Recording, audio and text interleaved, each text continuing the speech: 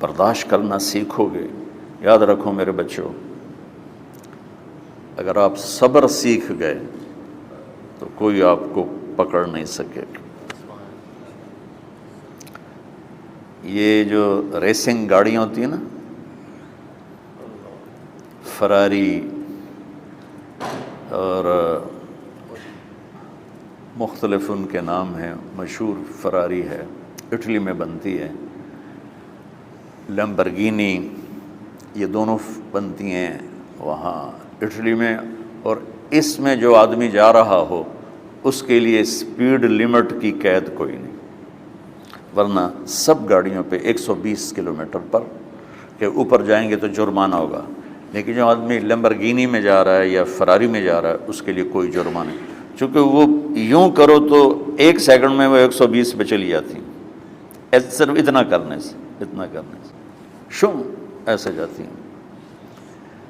تو میں آپ کو ایک لیمبرگینی دینا چاہتا ہوں، فراری 8 کروڑ کی ہے. فراری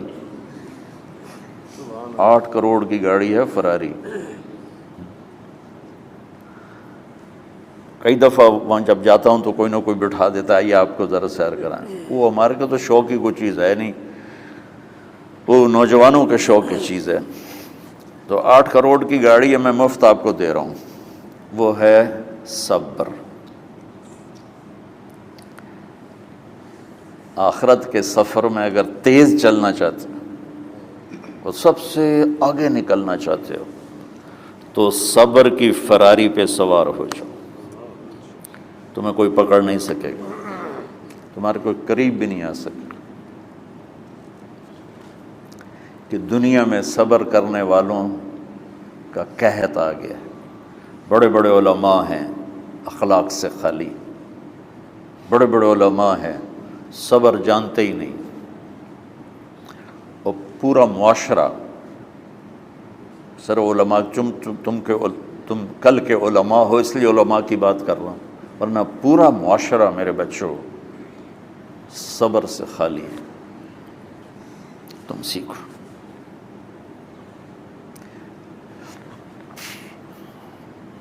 دیکھو میری ایک بات سنو، علم کی کمی ہو تو اچھے اخلاق اس کو چھپا دیتے ہیں،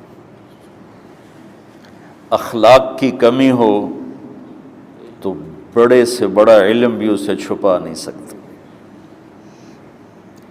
سارے عیب ہوں اور اخلاق اچھے ہوں تو اخلاق وہ چادر ہے جس میں سارے عیب چھپ جائیں گے. اور ساری صفتیں ہوں اور بد اخلاق ہو تو ہر صفت کو بد اخلاقی چھپا دے گی. میرے نبی نے نماز لمبی پڑھی، اللہ نے روک دیا، کہا نہیں چاہیے. ما انزلنا علیک القرآن لتشقی، مختصر نماز پڑھیں، درمیانی نماز پڑھیں. پیسہ سارا خرچ کر دے، اللہ نے روک دیا. ولا تبسطها کل البسط، میرے نبی سارا خرچ نہ کرو، کچھ بچا کے بھی رکھو. تبلیغ میں اپنی جان کھپائی، اللہ نے اس سے بھی روک دیا. فلا تذهب نفسك علیہم حسرات، تبلیغ کرو خود نہ مر جاؤ. تبلیغ کتنا بڑا عمل ہے، اللہ نے کہا اعتدال. نماز کتنا بڑا عمل ہے، اللہ نے کہا درمیانہ ہاتھ رکھو. مال خرچ کرنا کتنا بڑا عمل ہے، اللہ نے کہا درمیانہ ہاتھ رکھو. جب میرے دل میں نے اخلاق میں بلند پرواز دکھائی تو اللہ نے کہا شاباش انک لعلی خلق عظیم. میرا نبی میں آپ کو شاباش دیتا ہوں، آپ کے اخلاق بڑے عالی شان ہیں. یہ نہیں کہا کہ اتنے بھی ذرا تھوڑا اکھ بھی کھائی کر، کوئی کوڑا ہویا کر. تو تم مولوی بڑے غسیلے ہوتے ہو. تم میرے بچے بیٹھو نا، اس لیے بات کر رہا ہوں. صبر نام کی شے ہی نہیں ہوتی. فقہ پڑھنا تو ہماری مت ماری جاتی. قرآن کو بھی فقہ کے انداز میں پڑھتے ہیں، حدیث کو بھی فقہ کے انداز میں پڑھتے ہیں. بخاری سے زیادہ امام بخاری پڑھاتے ہیں. ترجمۃ الباب پہ اتنا وقت لگا دیتے ہیں کہ حدیث جو اصل چیز ہے اس کی طرف توجہ نہیں جاتی۔ امام بخاری کی کتاب کا مقدمہ کوئی نہیں، تو اس پر جب بخاری شروع ہوتی ہے تو ہفتہ ہفتہ اس پہ سبق چلتا ہے کہ امام بخاری نے مقدمہ کیوں نہیں لکھا، جی میں سارے مل کے یعنی امام صاحب نے تو گلاں کی جان۔ میں اس کا اتنا آسان 1 منٹ میں اس سارے سبق کو ختم کر دیتا ہوں بخاری شریف کے، کہ دیکھو بھائی امام صاحب کا دل نہیں کیا مقدمہ لکھنے کو، اس لیے انہوں نے نہیں لکھا، گل مک۔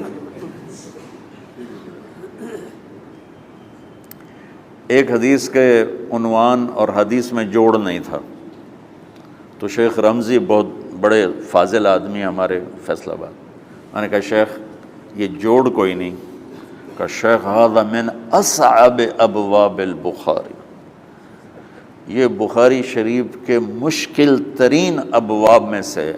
میں نے کہا بڑا آسان کام ہے، امام بخاری بھول گئے، ترجمہ کوئی اور تھا، حدیث کوئی اور لکھ دی، بھول گئے، بشر ہی تو ہیں، کیوں بچوں نے مصیبت پان دیا۔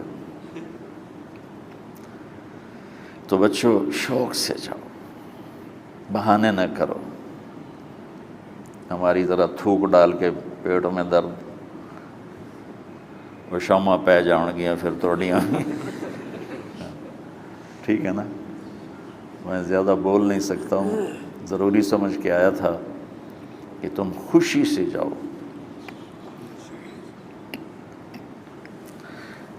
پھر اس میں جو ناگواری آئے گی اسے برداشت کرو گے تو پھر آپ کا صبر بڑھے گا۔ تو میں صرف میری شہرت نظر آتی ہے، اس میں جتنا مجھے صبر کرنا پڑا ہے وہ تمہارے سامنے نہیں ہے، جتنی کڑوی گولیاں میں نے کھائی ہیں لوگوں سے وہ تو تمہیں نہیں پتا۔ اب تمہیں اتنا نظر آتا ہے کہ واہ واہ ہو رہی ہے آگے پیچھے لوگ، میرے اللہ کا کرم ہے، میری کیا اوقات، آج ہوں کل مر جاؤں گا، اولاد کو بھی یاد نہیں رہے گا کہ طارق جمیل کون تھا۔ جو ہے اس میرے رب کا کرم ہے، مجھے اپنی شہرت سے کبھی دھوکہ نہیں لگا۔ تو میرے بچوں اس لیے بتا رہا ہوں، کوئی فخر نہیں، کہ مجھے اپنی شہرت سے کوئی دھوکہ نہیں، ایک لمحے کے لیے بھی مجھے دھوکہ نہیں۔ میرے دل کی گہرائیوں یہ بات اتری کہ سب میرے اللہ کا فضل ہے، اور برائی کرنے والا اور اچھائی کرنے والا میری نظر میں برابر ہو گیا ہے۔ برابر ہونے کا مطلب پہلے سمجھو، تو مجھے گالی دو گے مجھے تکلیف ہوگی، تو میری تعریف کرو گے مجھے خوشی ہوگی، اس کو برابری نہیں کہتے، وہ تو ایک طبعی چیز ہے۔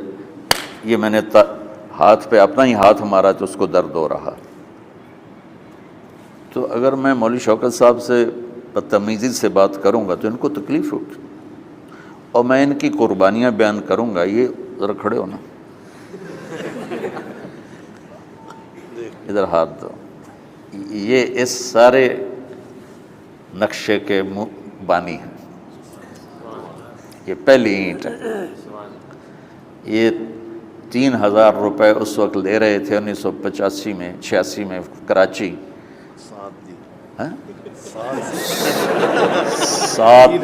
7,000 ان کی تنخواہ تھی، اور میں نے ان کو تلمبے میں بلایا 900 روپے مہینے پر۔ کتنا فرق ہے 7,000 اور 900 کا؟